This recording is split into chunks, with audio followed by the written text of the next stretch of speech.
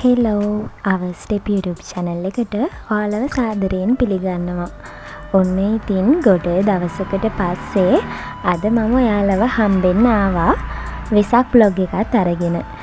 ඉතින් පහුගිය දවස් ටිකේම exams එක්ක busy වෙලා හිටිය නිසා ඔයාලට වීඩියෝ එකක් අරගෙන ඉන්නත් බැරි වුණා. ඒ වුණාට ඉතින් මම අපේ වෙසක් දවස් ටිකේ ගත වෙච්ච විදිය පුංචි වීඩියෝ ක්ලිප්ස් ටිකක් එකතු කරලා තියාගත්තා. මොකද ඉතින් ඔයාලව අමතක කරන්න බැහැනේ. ඒ නිසා ඔන්න මම මගේ එක්සෑම් ටික ඉවරුණාට පස්සේ ඔයාලට මේ වීඩියෝ එක අරගෙන එනවා කියලා හිතුවා. ඉතින් ඩිග්‍රී එකේ ෆයිනල් එක්සෑම්ස් උයි ඊට අමතරව මම කළමනාකරන සේවා එක්සෑම් එක ලිව්වා. ඒකයි ඔක්කොම එකට වැටලා තිබ්බ නිසා ටිකක් පහුගිය දවස් ටිකේ බිසි වෙලා හිටියේ. ඔන්න ඉතින් මේ වැඩ ටික ඉවර වෙච්ච ගමන් මම ඔයාලව හම්බ වෙන්න ආවා. ඉතින් මේ තියෙන්නේ අපි වෙසක් එකට ලෑස්ති වෙච්ච විදිය. ඉතින් චූටි පැංචිට කූඩුවක් ඕනේ කියලා කිව්වා. ඉතින් අප්පා ගෙදර කූඩි හදනවා කියලා හිතුවා. ඉතින් දැන් මේ අපි කූඩු හදන ගමන් තමයි ඉන්නේ. ඉතින් මේ විදියට අපි වෙසක් කූඩු ටිකක් හදාගත්තා. ඉතින් මේ වෙසක් එකට කලින් දවසේ රෑ අපේ ගෙවල් අවට කට්ටියත් මෙන්න මේ විදියට හරිම ලස්සනට එයාලගේ ගෙවල් සරසලා තිබුණා.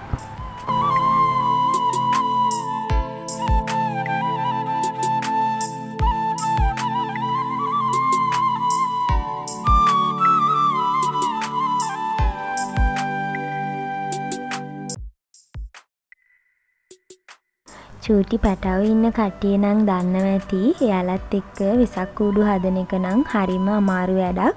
මොකද ඉතින් මේවා මෙහෙම තියාගෙන එයාලත් එක්ක කූඩු හදන්න නම් බෑ. මොකද ඉතින් හැම තිස්සෙම හැම එකම අදිනවා. මමත් බොහොම අමාරුවෙන් තමයි කූඩු ටික පරිස්සම් කරලා තියාගත්තේ. ඔන්න ඉතින් මේ වෙසක් දවස අද අපි කූඩු ටික අලවල ඉවර කරන්න හදන්නේ. ඉතින් මේ දවස්වල මම දැක්ක TikTok එකේ තියෙනවා මල් වලින් සරසලා වෙසක් කූඩු හදන විදිය. ඉතින් අපිත් හිතුවා ඒ විදියට වෙසක් කූඩු ටික සරස ගන්නවා කියලා. ඔන්න ඉතින් දැන් චූටි පැංචි මමයි වෙසක් කූඩුවට මල් ටික අලව ගන්න තමයි මේ හදන්නේ.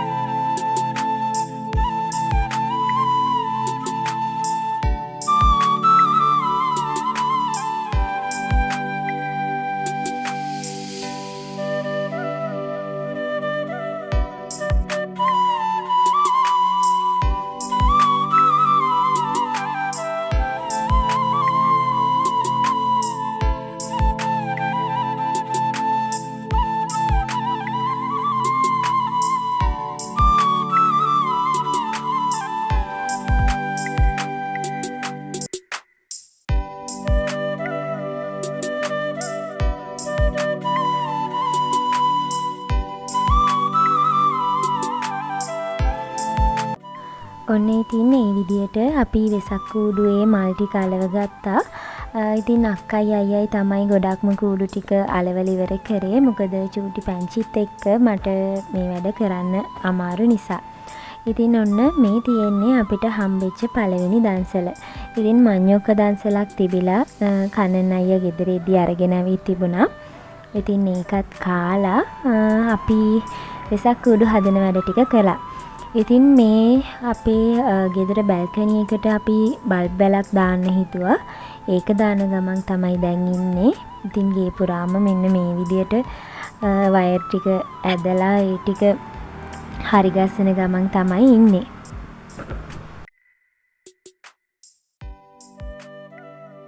ඔන්න ඉතින් කූඩුව හදලා ඉවරුනාම මෙන්න මේ විදියට තමයි තිබුණේ. ඉතින් ලස්සනයිද කියලා කමෙන්ට් එකකුත් දාගෙන යන්න. ඔන්න ඉතින් මේ තියෙන්නේ වෙසක් දවසේ රෑ. ඔන්න ඔය විදියට තමයි අපේ ගෙදර පෙනුනේ. ඉතින් දැන් අපි මේ දන්සල් වඳින්න යන්න තමයි හදන්නේ. ඔන්න ඉතින් අපිට පළවෙනියටම හම්බුණා අයිස්ක්‍රීම් දන්සලක්.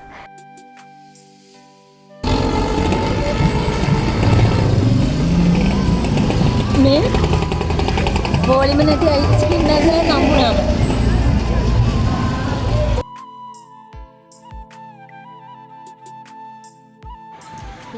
දන්සලක් ඇඳගෙන අපි ආවේ මහරගම පැත්තට. ඉතින් එන පාර නම් හොඳටම ට්‍රැෆික් තිබුණා. මොකද දන්සල් තියෙද්දි පාර ගොඩක් දුරට මේ විදියට බ්ලොක් වෙලා තිබුණේ. ඔන්න ඉතින් අපි මේ දැන් ඇවිල්ලා ඉන්නේ මහරගම තොරණ බලන්න. ඉතින් මහරගම බස් ස්ටෑන්ඩ් එක ගාවම තමයි තොරණ තියෙන්නේ. ගිය පාර මගේ වීඩියෝ එකකිනුත් ඔයාලා දකින්න ඇති ගිය පාර මහරගම තොරණ. ඔන්න ඉතින් චූටි පැංචිය දෙන්නත් එක්කගෙන අපි මේ පාරත් ආවා. විශේෂ මතක් කිරීමක් කරන්න තිබෙනවා. සොරන් රාජ්‍ය ඉදිකර දෙලෙන බෙද කරගෙන මේ පිළිවෙල හේතු වාසනා වේවා. වේදක සංගමය මහරගම විසි වනවතාවත ගෙන විනා දෙසන් තොරනේ අසිරිසිරියේ නගරයම අද හැදෙනා. ඔන්න ඉතින් මහරගම තොරණ බලලා ඉවර වෙලා අපි ආයෙමත් පිටත් වුණා. ඉතින් අපි හිතාගෙන හිටියේ තලවතුගොඩ පැත්තට යනවා කියලා. මොකද තලවතුගොඩ හන්දියේ තොරණක් තියෙනවා කියලා කන්නන් අය කිව්වා. ඔන්න ඉතින් මේ ඔයාලා දකින්නේ මහරගම ලේඩි ජේ එක. ඒකේ ගස් ටික හරිම ලස්සනට බල්බල් දාලා සරසලා තිබුණා. ඉතින් ඒ අතරමඟදී අපිට පමුණුවේදී හම්බුණා තවත් දන්සලක්. මේක ඉන්දියාප්ප දන්සලක්. ඉතින් එයාලා ඉන්දියාප්ප මුල් බැඳලා තමයි දුන්නේ. එතකොට ගොඩක් වෙලා පොලිමේ ඉන්නුනේ නැහැ. ටක් ටක් ගාලා පොලිම ගියා. ඉතින් අපි ඒ දන්සලෙත් නතර වුණා.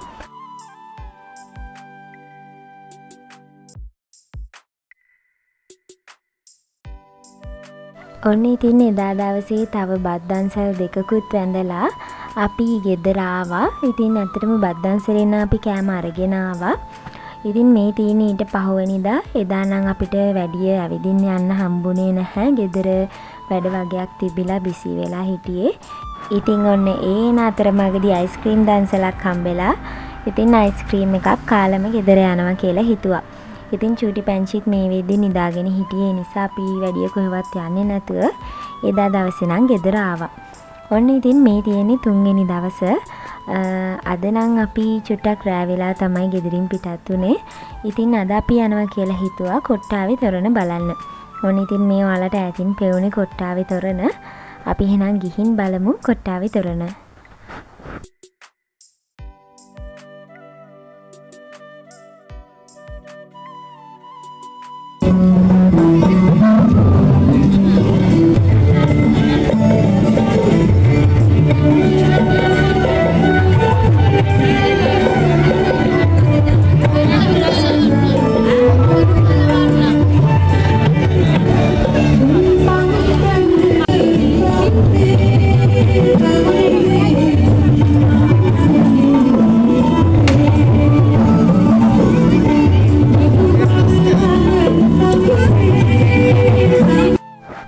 ඉතින් චූටි පැංචිටත් තොරණ පෙන්නලා අපි ටිකක් වෙලා මෙතනට වෙලා හිටියා. ඉතින් අද නම් අක්කලා ආවේ නැහැ.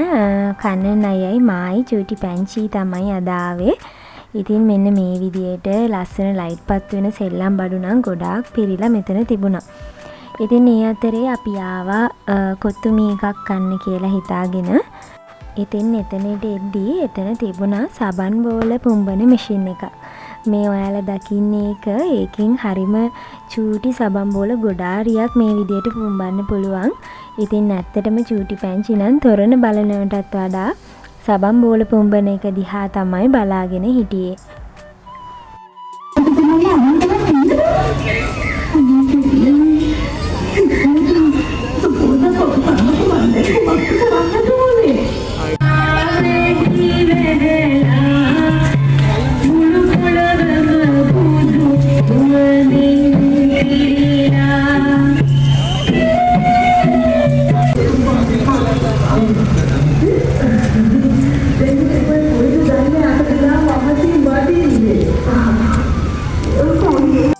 ඉතින් ඔන්න එදා දවසේ නම් අපි දන්සල් වැන්දේ නැහැ. ඊට පස්සේ අපි ගෙදර යනවා කියලා තමයි හිතුවේ. ඉතින් මේ අතරමඟදී මහල් වරාවේදී අපිට හම්බුණා තවත් භූත මන්දිරයක් වගේ තැනක්. එතන මනස් දිවිසරිය කියලා තමයි ගහලා තිබුණේ. ඒක 3D ෆිල්ම් එකක් වගේ තමයි පෙන්නුවේ. ඒ වුණාට ඉතින් එතනට ගිහාම ටිකක් බය හිතුණා. මෙන්න මේ විදියට මිනිස්සෙක් නිකන් මමියක් වගේ ඇඳගෙනත් හිටියා. මම දැන් ඔයාලට තව ඉස්සරහට ගිහම පෙන්නන්නම්. ඉතින් අපි චුට්ටක් ඇතුළට යන්න පුළුවන්ද බලලා ආපහු හැරිලා ආවා. මොකද චූටි පැංචි එතනට යන්න ටිකක් බය වෙච්ච නිසා. මොකද එතන ඇතුල් වෙන තැනම ලොකුවට මිනිස් මූණක් හදලා තිබුණා මෙන්න මේ වගේ. ඉතින් අනික ඇතුලේ ටිකක් සද්දෙත් වැඩි. අපි ඒ නිසා එළියෙන් ඒක දැක්කා. ඒ නිසා අපි ඇතුළට යන්නේ නැතුව ආපහු ගෙදර එනවා කියලා තීරණය කරා. ඒ වුණාට ඉතින් ඔයාලට බලන්න එතන වෙච්ච පොඩි පොඩි ක්ලිප්ස් ටිකක් මම වීඩියෝ කරගත්තා.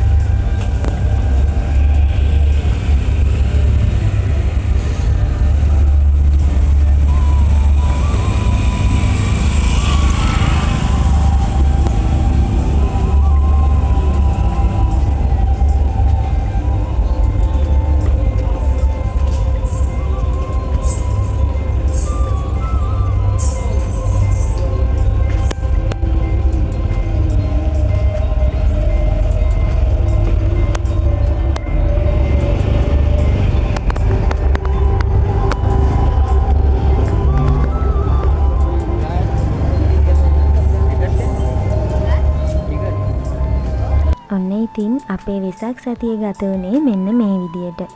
ඉතින් පහුගිය ටිකේ ඔයාලත් එක්ක වීඩියෝ මට ෂෙයා කරගන්නත් බැරි වුණා. ටිකක් බිසි වෙලා හිටිය නිසා. ඉතින් ඒකට සමා වෙන්න. ආයෙනම් දිගටම ඔයාලත් එක්ක වීඩියෝ ෂෙයා කරගන්නම්. එතකන් අදට ගිහින් එන්නම්. හැමෝම සතුටින් පරිස්සමින් ඉන්න. හැමෝටම ආදරේ.